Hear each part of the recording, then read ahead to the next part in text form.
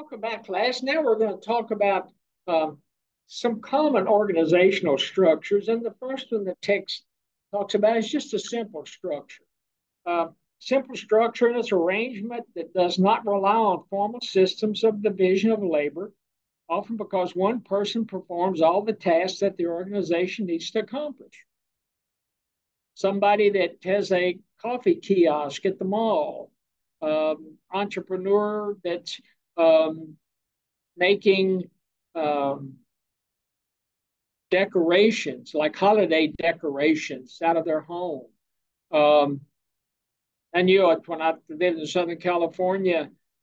One of the women that worked for me at HealthNet's daughter was a baker. She had taken and converted their garage into a bakery, and she had a big oven and some refrigerators to keep everything cool, and but she did everything herself. It was a simple structure. She didn't answer to anybody, and nobody answered to her, and it was a one person, one trick pony kind of a situation, and that worked really well in that simple structure. You see it a lot in sole proprietorships. One person owns it, one person does it all. If there's more than one person, tasks are allocated informally.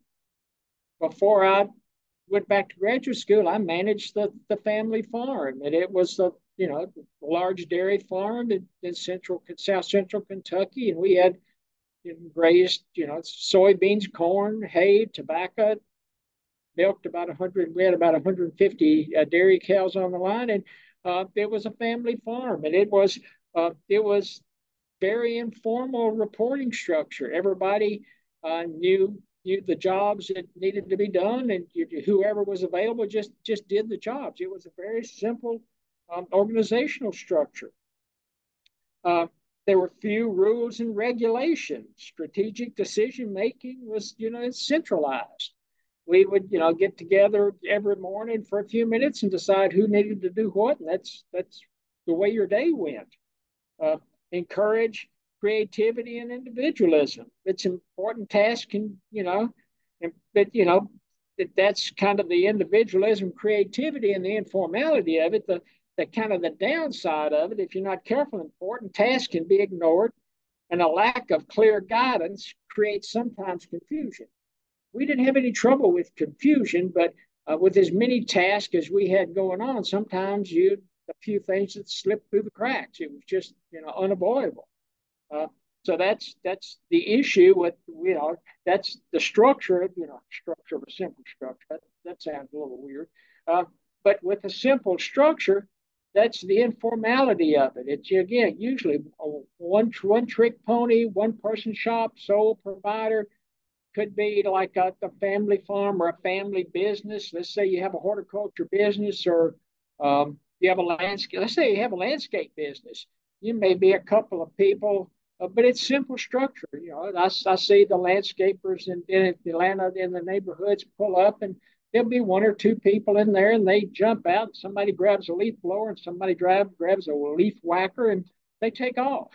And the next time they stop, they may be flipping. They may have flipped around, and they switch out on the job. So simple structure, it's really easy to manage and to move things forward. The second one is the formal structure, an organizational arrangement whereby employees are divided into departments that each handle activities created or each handle activities related to an area of the business, such as marketing, production, HR, IT, and customer service. Blue Cross Blue Shield in Buffalo, as with most health plans. I said most, not all, but Blue Cross Blue Shield of Buffalo was divided into functional areas: medical management, network management, payment integrity, operations, finance, HR, IT, all of these functional areas, in that um, vertical linkage, all of them reporting up and eventually getting up to the CEO. Division of labor, hierarchy, and again, vertical links. That's what a functional structure looks like. And in the functional structure, again, not only in health plans, but you have a lot of companies are divided into a functional structure. The advantages, and there's several advantages and there's several disadvantages, just like with the simple structure. A lot of advantages and some disadvantages. The advantage is a significant knowledge about a particular function. If you're working in a functional area, you know that functional area backwards and forwards. You may not know all the ins and outs in some of the other functional areas, but you have to know yours to be able to perform at the required level in that functional area. Creates highly skilled specialists, and that it does. Your skill level, your human capital is going to be specialized if you're working in that functional area, kind of that functional area type relationship or structure. One department keeps cost. What did I say? Oh, one department keeps costs low and creates efficiencies, and that's is your specialization. Remember, specialization, you're improving efficiencies and you're trying to keep costs low. Go back to Adam Smith and in the Wealth of Nations. Conflicts within a department are relatively low. Conflicts are low because everybody is specialized and you know what you need to do in that department, and everybody's joined at the hip in that department, and you're all moving toward that one goal. So conflicts are within relatively low because, again, in a functional structure, you're reporting up through a vertical reporting relationship. Everybody headed in the same direction up that vertical chart. Disadvantages: executing strategic change can be slow. Tasks get lost in the shuffle. Work best for an organization with narrow or stable product lines. Again, works really well in healthcare. Product lines of business. You've got commercial, you've got Medicare, you've got Medicaid, you've got TRICARE, you may have VA, you may have some individual health plans, but you have it's the narrow and stableness, it's the narrow focus of the organization, especially in that functional area, that it you know if you don't have those stable product lines, you're going to have an issue. So that's why it works really well in healthcare. May not work as well in some other areas that may not have those stable product lines. And it is one of the disadvantages in functional areas. It is reluctant to change. Like I said, within healthcare, they seem like we're changing stuff every 6 months or so. And it is disruptive. And in a functional area, I don't know, it upsets the apple cart because I think it's human nature. Most people don't like change. And in this functional relationship, you're in there with tunnel vision. You're focused on that functional work that you're doing day in and day out. You hear people when you relationships and you're especially talking about change, you get that, well, we've always done it this way. Why should we change? It's always worked well for us in the past. So a functional relationship or a functional structure, it is difficult and it sometimes butts heads when it comes to change. You've got multi-divisional structure. So you've had simple, you've had functional. Now we're talking about multi-divisional structure. An organizational arrangement whereby employees are divided into departments based on product areas or ideas or geographical areas.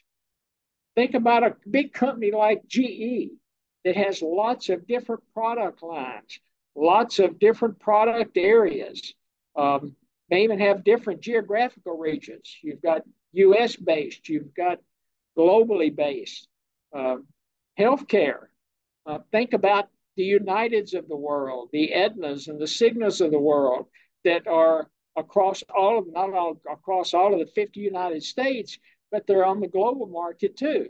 And so you're going to have, with this multi-divisional structure, you're going to have some regional offices. DOD, when they started rolling out TRICARE, they had, I think, 12 regions in the United States, and now I think they've consolidated down now to 3. But they have regional offices. One of those regional offices are usually located or co-located in one of your big military treatment facilities. in the DC area. They're probably within fairly close proximity to Bethesda or Walter Reed. If you're on the West Coast, you're probably in close proximity to probably the Naval Medical Center of San Diego. And if you're in kind of the middle part of the United States, you're probably at Wilford Hall or BAMC in San Antonio. So you're going to have with these large healthcare organizations, you're going to have these regional offices. So you've got this multi-divisional structure. And as far as advantages, must be responsive to customer needs. And that's why you have these regional offices. It makes it easier to be responsive to customer needs. What did we decide on a couple of chapters ago? That Walmart, I think it was Walmart, schedules their distribution warehouses within a day's drive of their business units. So that's where you're trying to quickly address customer needs. Allows a company to act quickly, better create customer service. And again, with these regional offices, it does give a company or an organization the opportunity to satisfy or to maximize customer utility and customer experience. Disadvantages, actions must align with company strategies, more costly to operate.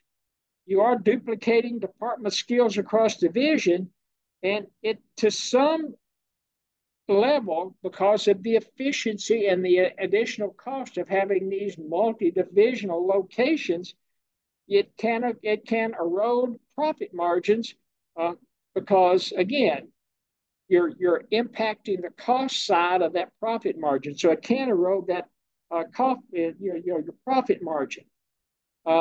If you think about, you've got duplication of services, especially IT, HR, maybe sales and marketing, because you're having to focus on certain areas. So there's going to be that duplication of effort. But with these multi-divisional companies, it's extremely difficult not to have multiple locations if you want to serve your customers.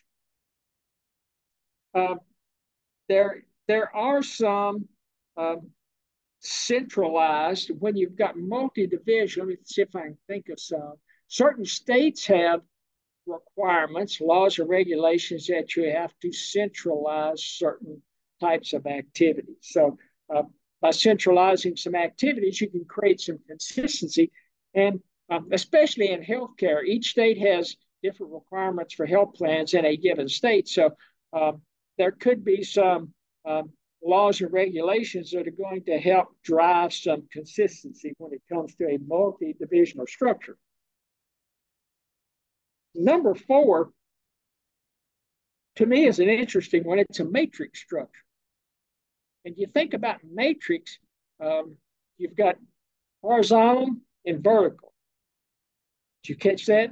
Should have been vertical and horizontal. But you've got vertical and horizontal, and in a matrix, you're talking about not only do you report up through a pseudo vertical matrix, but you're also reporting across through a horizontal matrix. And I worked at a company like that. I worked for United Health Group, and they are a matrix health plan. And that's the way they are structured, and it works extremely well for them. Doesn't always work well for a lot of companies, but United has turned it into a operational structure that works extremely well for them. It's an organizational arrangement that relies heavily on cross-functional teams that work on a different project, rely heavily on horizontal relationships. Remember, talking about horizontal linkages? This is where you're going to really see it, relying on those horizontal linkages. The advantages, it maximizes the organization's flexibility because of the linkages, again, both vertically, but most specifically horizontal linkages. It gives you the flexibility you need. It enhances communication across functional lines. Again, functional lines, horizontal linkages, you're improving that communication across those horizontal linkages. Creates a spirit of teamwork and collaboration.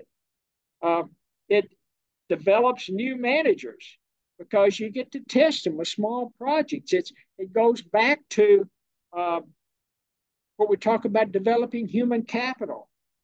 Human capital does extremely well, and developing human capital does extremely well in these matrix types, cross-functional type environments. The difficulty is that, remember when we first talked about in the text, when the text first started out, they talked about uh, the unity of command, and this matrix structure violates that unity of command simply because uh, the employers are assigned to multiple bosses. At United, yeah, I reported up through. I was on the Medicare Advantage side, and I reported up through the CEO of Medicare Advantage, but I also reported uh, through multiple projects, especially medical management, network management across some other lines of business. So if you're not used to, when you first get into a matrix organization, it's a little confusing at first. But again, at United, it worked extremely well for them. And functional area manager and one more manager when you're talking about project supervisor. So if you're working on projects, I've got a functional area manager I was reporting to, but I also had some project managers that were dabbling in the projects that we were working on. It's unsafe, it's unsavory employees, that want to avoid responsibility. So, and that is an issue in these matrix organizations where you're talking about vertical to a functional area manager, horizontal to multiple project managers, and you have some individuals, the freeloaders, the free riders, uh, that are the slackers, depending on what terminology you want to use. They will take advantage of that, and it lacks driving the responsibility and the accountability. Yeah, potential conflicts arise among project managers because everybody on these project managers that are sharing multiple teams, they are all driven to success by their functional area. They're trying to please their functional area managers, but they're also butting heads and struggling for resources with all of these other project managers in this horizontal linkage. Struggles, and again, as I said, struggles on the best resources and project outcomes. Because at United, all of these project managers were fighting over the high performers because everybody wanted the high performers on their projects. But at the same time, those of us that were high performers, we were having to report up and we were having to satisfy that functional area manager.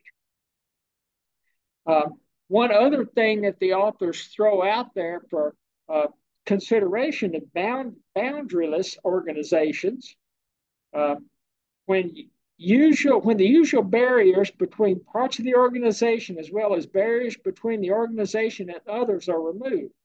In theory, it gives you more flexibility, more opportunity for responsiveness, more opportunity to maximize your customer or your client utility. But sometimes, and they pitched out the example in the text during Katrina, in New Orleans, the DOD and the National Guard had issues over how the resources were going to be allocated and how they would be used. So you do run into some issue in situations like that. And then the authors talk about reasons for changing an organization structure. Uh, you change it because you're trying to create an organizational structure.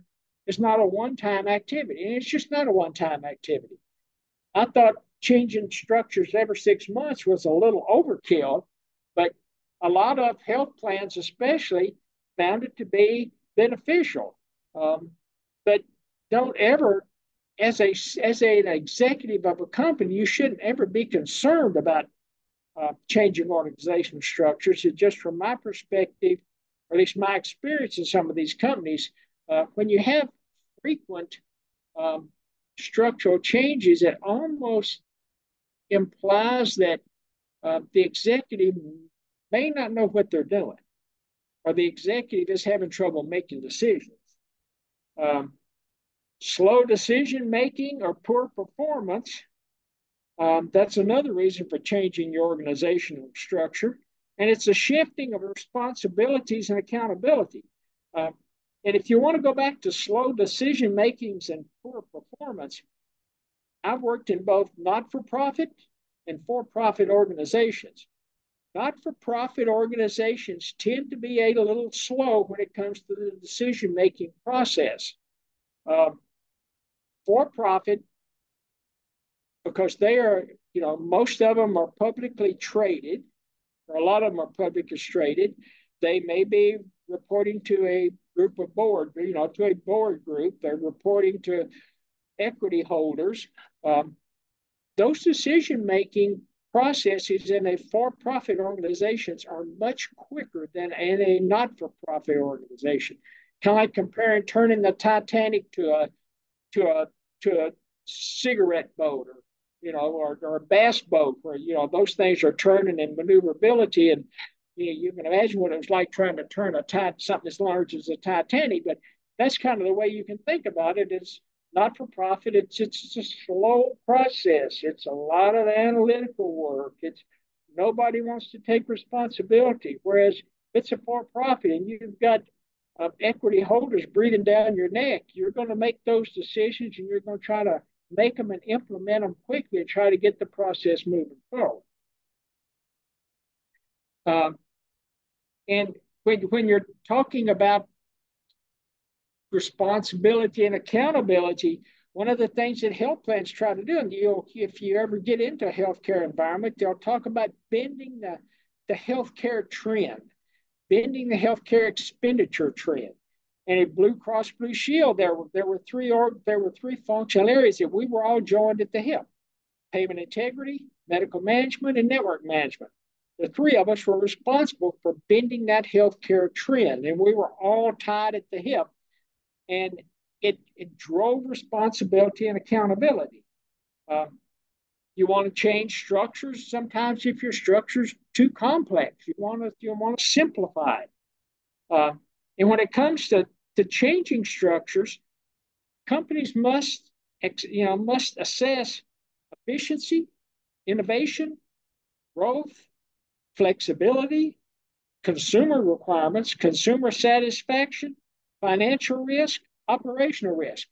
All of those factors, or all those parameters, go into determining whether you need to change your corporate structure. And you're talking about, when you're in economics, you're talking about economic innovation and business cycles. You see companies changing those corporate structures as they're flowing through that business cycle. Think about Joseph Schumpeter, Austrian economist, talked about creative destruction. And it's, out with the old, in with the new, out with the inefficient, in with the efficient. And he's talking about driving innovation, driving creativity. And as you drive creativity and drive innovation, you may need to change that corporate structure. That's going to wind it up for this segment. And when we come back, we're going to spend a few minutes talking about organizational control system. Talk to you in a few minutes.